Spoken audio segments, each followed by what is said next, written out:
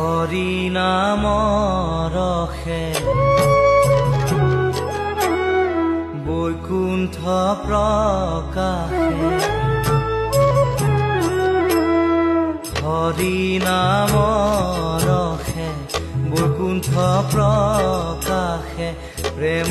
অমৃতৰ নদী শ্ৰীমন্ত শংকৰে পাৰ ভাঙি দিলে শ্ৰীমন্ত শংকৰে পাৰ ভাঙি দিলে বহে ব্ৰহ্মাণ্ড কভে